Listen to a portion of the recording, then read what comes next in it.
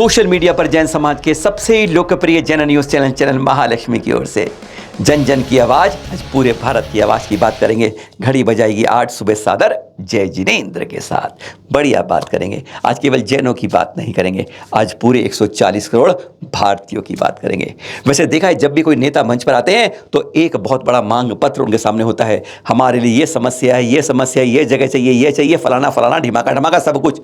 और नेताजी सुनते हैं, पर्ची जेब में रखते हैं और चल देते हैं। पर यह जो मंच आप देख रहे हैं, लाल मंदिर के सामने लाल किला मैदान में तारीख थी 4 अप्रैल 2023। सरकार के अनुसार महावीर जन्म कल्याण का सार्वजनिक अवकाश, वैसे 3 अप्रैल को थी यह कल्याण का। हाँ, यहाँ पर आए थे रक्षा मंत्री राजनाथ सिंह जी और मंच पर थे पहली बार इस महावीर जन्म कल्याण के समय पहली बार देखा 5 आचार्यों के साथ 80 और पिछियाँ। आचार्य सुनील सागर जी, आचार्य अनेकांत सागर जी, आचार्य श्रुत सागर जी, आचार्य अतिवीर जी, आचार्य शशांक सागर जी तथा और आरिकाएं, गणनीय आरिकाएं, मुनिवृंद और सब कोई। आचार्य श्री सुनील सागर जी ने शुरू किया, बहुत गजब की बात करी। उन्होंने कहा, हमें क्या दोगे जिसके पास एक धागा नहीं होता, बैंक में बैलेंस नहीं होता, अरे खाता भी एक बार खड़े होकर बर्तन नहीं होते, कुछ लेकर नहीं जाता है, एक पिच्छी और कमंडलू साथ रखता है। हमें अपने लिए नहीं चाहिए, हमें जैन समाज के लिए, हम तो आज पूरे भारत के लिए आपसे मांग करते हैं और वह मांग करते हैं जो आज हर कोई चाहता है। राजनाथ सिंह जी हैरान हो गए, ऐसी कौन सी मांग जैन मन से मांगी जा रही है? तो उन्होंने शुरू किया, पहली बात, बहुत तेजी से निर्माण चल रहा है अयोध्या में श्री राम मंदिर जी का। जिस दिन श्री राम जी उसके अंदर विराजे, उस दिन सरकार से एक घोषणा होनी चाहिए, शंखनाद होना चाहिए एक कानून की कि गो रक्षक, गोवंश की रक्षा के लिए अब कानून आज से बना दिया जाता है। उस गौ माता के लिए इतना तो आप कर्ज को पूरा कर सकते हैं। दूसरी बात, किसान, जी हां, जय जवान और जय किसान।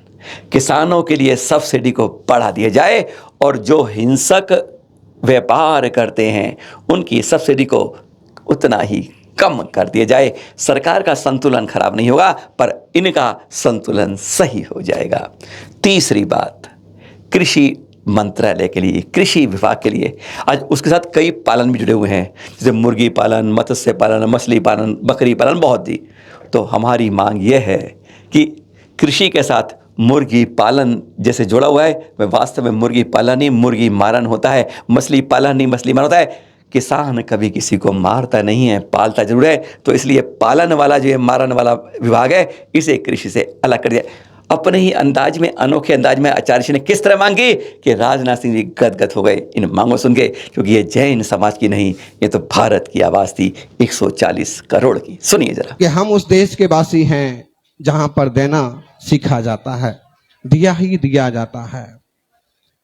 सज्जनों, रक्षा मंत्री से आग्रह करेंगे कि वो रक्षा मंत्री हैं, पूरे देश की रक्षा तो कर ही रहे हैं, लेकिन हम चाहेंगे कि 20वीं शताब्दी से गुलामी प्रथा खत्म हुई, 21वीं शताब्दी में हमारा देश पूरी तरह से स्वतंत्र हुआ, स्वदेशी हुआ, स्वावलंबी हुआ, और अब आने वाले दिनों में पशु पंछियों की भी सुरक्षित और स्वतंत्र जीने का मौका मिलना चाहिए।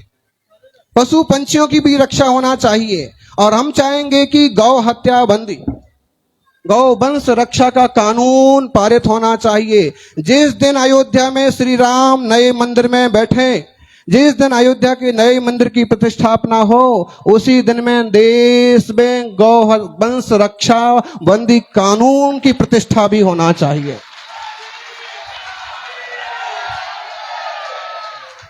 दिल से हमारी भावना, हम कुछ नहीं चाहते हैं, हम सिर्फ इतना सा चाहते हैं, हमें अपने लिए एक चिंदी भी नहीं चाहिए।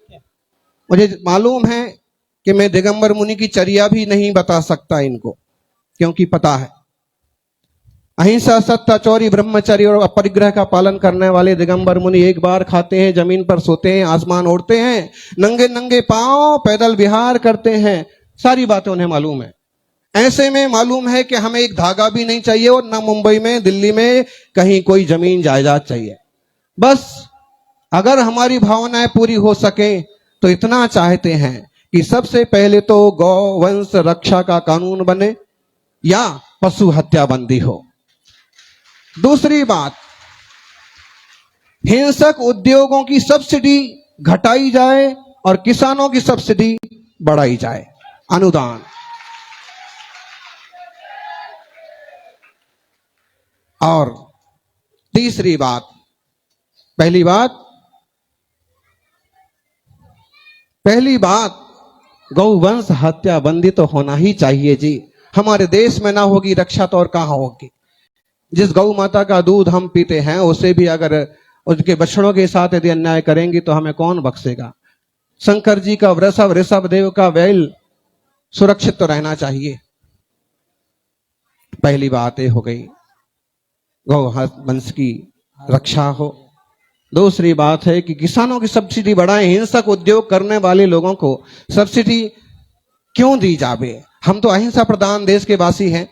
आदिनाथ ने कहा था ऋषि बनो या कृषि करो, और हम कृषि करने वाले महाराज पाटिल हैं। पाटिल माने किसान घर के। हमारे आदि सागर, शांति सागर, विद्यानंद, देशभूषण जी, विद्यासागर सारे किसान के परिवार के लोग हैं और आज देश को सच्चाई का रास्ता दिखा रहे हैं। जय जवान जय किसान। और कृषि करो या ऋषि बनो की परंपरा है। हम तो ऋषि बन गए, सौभाग्य है हमारे जीवन का। आप ऋषि ना बन पाए तो कृषि करें, कृषि आधारित व्यापार करें, लेकिन पशु हिंसा की संबंधी कोई काम ना करें। जैनी का पैसा किसी बूचड़ खाने में नहीं लगना चाहिए। तो दूसरी बात यह हो गई कि किसानों की सब्सिडी बढ़ी और उनकी आत्महत्याएं जहां कहीं भी हो रही हैं उन पर तुरंत कार्रवाई हो। उनकी क्या व्यवस्थाएं चाहिए हैं उस पर गौर किया जाए, जबकि हिंसक उद्योगों का सब्सिडी अनुदान कम कर दिया जाए तो कोई दिक्कत की बात नहीं। अहिंसा को बढ़ावा देना। दूसरी बात, तीसरी बात कृषि मंत्रालय, उसमें कई सारी चीजें गर्भित हैं, मेरे को ज्यादा मालूम नहीं है, लेकिन फिर भी कि मुर्गी पालन उसी में है, मत्स्य पालन उसी में, अब बकरी पालन। मुझे तो नहीं पता, देश का 80% 90% किसान कोई मुर्गी पालन नहीं करता। बकरी पालन करता है लेकिन मारता नहीं है, मरने के लिए नहीं बेचता है।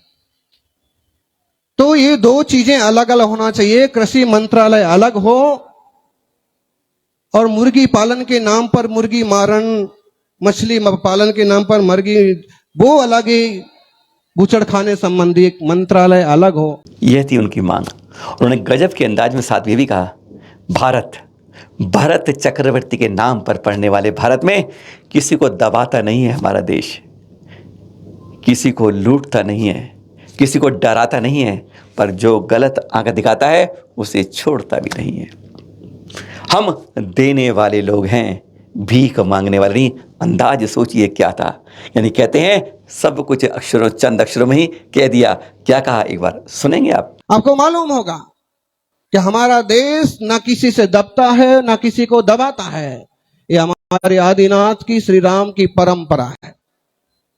भरत चक्रवर्ती ने भी यूं चुटकियों में देश को जीता था, 6 खंड को जीता था और उनके नाम से देश का नाम भारत पड़ा था। हमारा देश ना किसी से दबता है ना किसी को दबाता है, लेकिन जो भी आंख दिखाता है वो बहुत बुरी मार खाता है। हम किसी को मारना नहीं चाहते हैं।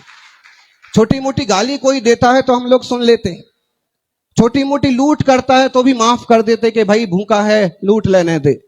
लेकिन अगर कोई भारत मां को आंख दिखाता है तो उस आंख का क्या हाल होता है वो पिछले इतिहास में आप 4-5 साल के इतिहास में देख लीजिए, 7-8 साल के इतिहास में देख लीजिए। और हमारा देश तो जीत करके भी वापस देने की उदारता रखने वाला देश है। हमने देना सीखा है, भीख मांगना नहीं सीखा। क्षत्रियों का राज्य है, तीर्थंकरों का। प्रथम संविधान के प्रथम पुरोधा महावीर राजनाथ जी, वैशाली की खुदाई में जो एक मोहर निकली उसमें महावीर को वहां महामात्य कहा कि वे 30 साल में बैरागी बने, लेकिन उसके पहले 18 साल की उम्र से वहां की राज परिषद ने, उनके नाना राजा चेटक ने, वो राष्ट्राध्यक्ष थे, इसलिए उनको अपनी परिषद में महामात्य के रूप में नामित किया था और 12 साल तक वो महामात्य रहे, जनता का भला किया, निशस्त्रीकरण की उद्घोषणा की। उस जमाने में जहां स्त्रियों का कोई सम्मान नहीं, जानवरों की बलि प्रथा होती थी, यज्ञ में जानवर जलाए जाते थे, महावीर निहत्थे युद्ध में पहुंच जाते थे और युद्ध खत्म हो जाते थे। क्या प्रताप रहा होगा उस युवा तीर्थंकर प्रभु का, और जो आज 2622 साल बाद हम जिन्हें याद कर रहे हैं।